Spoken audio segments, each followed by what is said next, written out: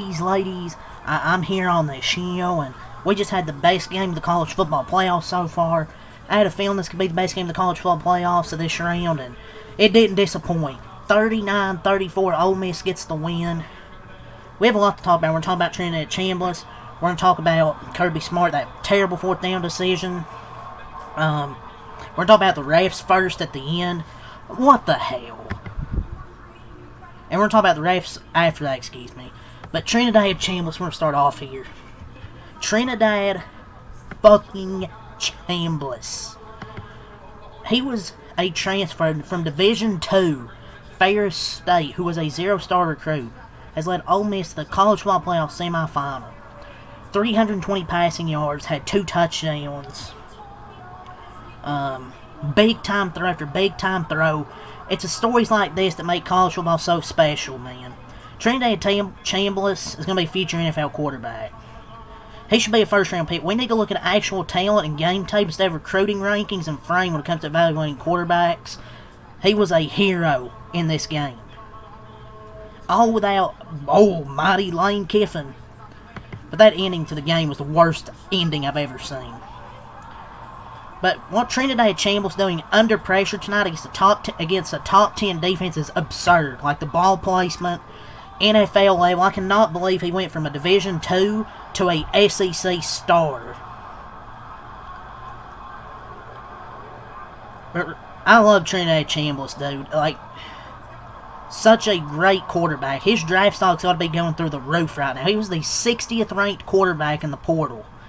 Transferred from D2, make Kirby Smart's defense look silly. There were back-to-back plays. He made a shovel pass to Keywan Lacey on a play. He should have been sacked. Another play, he ran backwards, got away from the defense, and then threw the ball up to Lacey with a nice effort, nice catch after taking a big hit.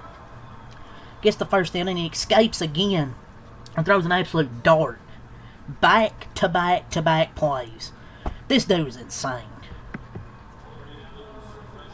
Back-to-back plays. On every snap, he was basically just running in circles. But he's so mobile, man. He has a good arm as well. One of the best playoff performances in college football playoff history, dude. He has that dog in him on 3rd and 5. A huge throw to Dezon Stribling, which really set up the game-winning field goal. 3rd and 5. What a damn throw. But that guy was naked ass wide open on 3rd and 5. 3rd and 5, sees on the line, just throws it up. Wide open. Got behind the defense, but that was a terrible defense call. Press coverage, no one over the top. They buy on a curl and let the slot run free. Terrible defensive call. I thought there, but Trinidad Chambliss, dude. What a game. But we're going to break down this game, obviously. But I want to talk about Trinidad Chambliss more. Guess I'm glazing. But it's just not even glazed, dude. He's just that damn good. We were witnessing fantastic plays by him tonight. Over and over and over. It's not like just one lucky play. He's done this all season. Lane Kiffin or not, he's just this damn good. On every snap, just he's running back and forth, running in a circle. But it was working. No bullshit. I think that's one of the best drives, most entertaining drives I can remember for a college quarterback. The throws just kept, and also the throws just kept getting better and better and better every single throw. Insanely talented, dude. Like, that's one of the best college drives I've seen. And the thing is, he's accurate too.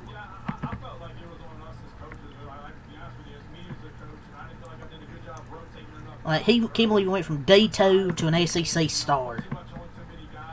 He played Division II football last season and just completely single-handedly took over this game. Playing Division II football last year.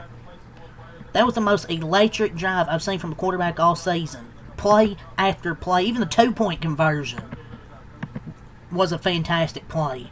Hell, the receiver didn't even know he was probably throwing it. He just threw it and hoped he broke and caught it. This dude's Chambliss is just a gamer.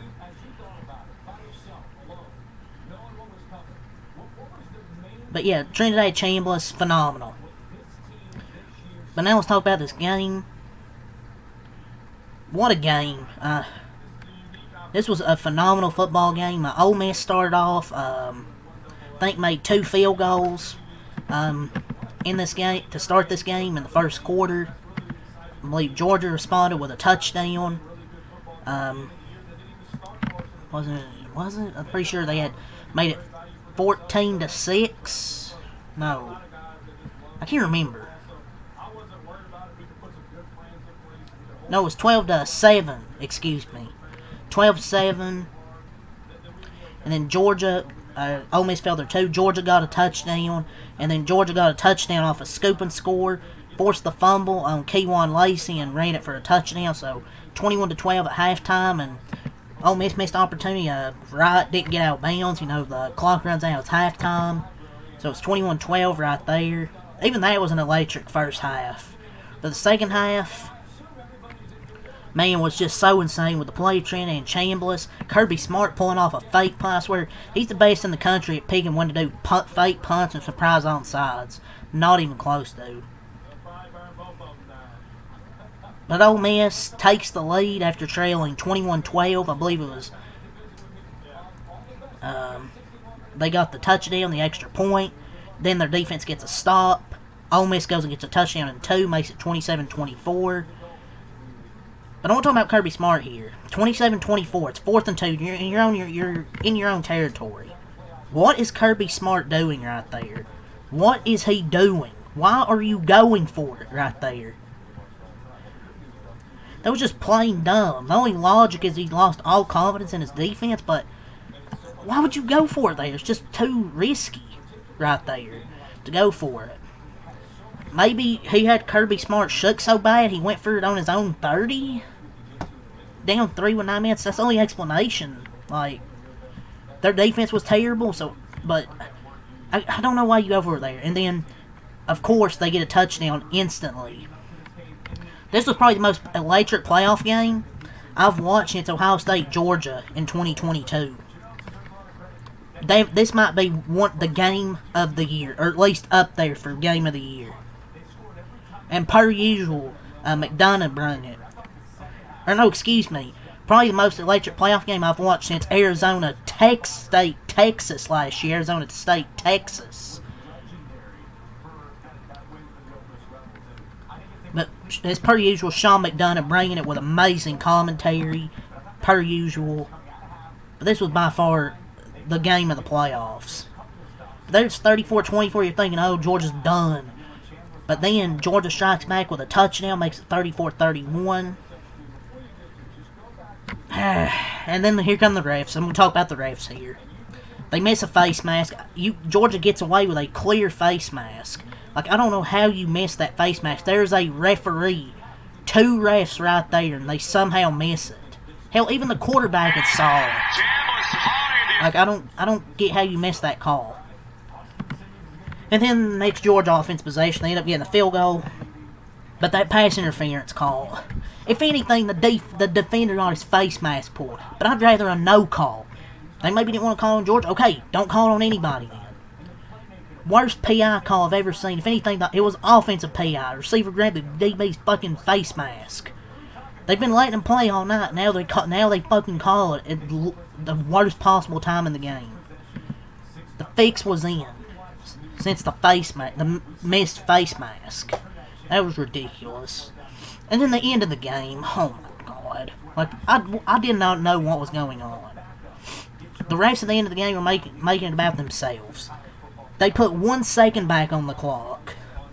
For what reason? Fuck if I know. And then the onside kick, Ole Miss should just slap or something. But the 1 second they kept putting it on the clock. Freaking, the refs will lock in for this bullshit. But they don't give a single fuck about anything else that happens the other 99% of the game. Horrendous. What a way to destroy an ending to a great game. Freaking shenanigans, dude. Refs trying to make it about themselves. So every single time there's a great game, the refs have to try and make it about themselves. I got no idea what the hell was going on. The final felt like 15 minutes. Sitting there 15 minutes, so confused what was happening. Gambling sites are trying to pull out all the stops. Refs were furious. Last ditch effort. literally tried everything to keep Georgia in the game. That bogus pass interference call, trying to keep 1 second on the clock twice. Just ridiculous. And the missed face mask, they were pulling out all the stops and they still lost. So fuck you, Georgia, and the referees. Go Rebels. But yeah, I talked about those 3 things. Chambliss, one of the best playoff performances I've seen in college football playoff history. And also, let's give credit to the kicker.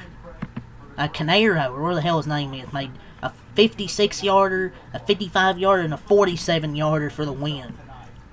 Credit to him, man.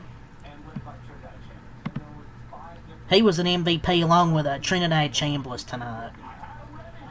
Trinidad Chambliss, absolute baller. But let's go over the stat sheet now. We talked about Trinidad Chambliss. Kirby Smart's dumb fourth down decision, I thought, in the referees. But Trinidad Chambliss, 30-46, 362 yards, 2 touchdowns, no interceptions. K'Wan Lacey, 22 runs, 99 yards, 2 touchdowns. Receiving, Harrison Wallace III, 9 catches, 156 yards, 1 touchdown. He's on Stribling. 7 catches, 122 yards. Had a big catch on 3rd and 5 right there. Luke Haas, 1 catch, 3 yards, and a touchdown. Caden Lee, 4 catches, 19 yards. Daquan Wright, 2 catches, 18 yards. Deuce Alexander, 2 catches, 13 yards. And Lacey had 2 catches for 12 yards. He had that 1 fumble that went for a touchdown. But other than that, I thought K'Wan Lacey had a good game. Much better than he had the first time against Georgia. Ole Miss had 2 sacks, 8 TFLs. Lucas Canero, 3 for 3 on field goals, hit the game winner. Ole Miss improved 13-1 to advance to the semifinals against Miami. They had 6 in the first quarter, 6 in the second quarter, 7 in the third quarter, and 20 in the fourth quarter. What was the difference in the game in the regular season? Well, Georgia outscored Ole Miss 17-0 in the fourth quarter. This game turned the tables. Ole Miss outscores Georgia 20-10 in the fourth quarter. But for Ole Miss, their season ends at Georgia, their season ends at a 12-2 record.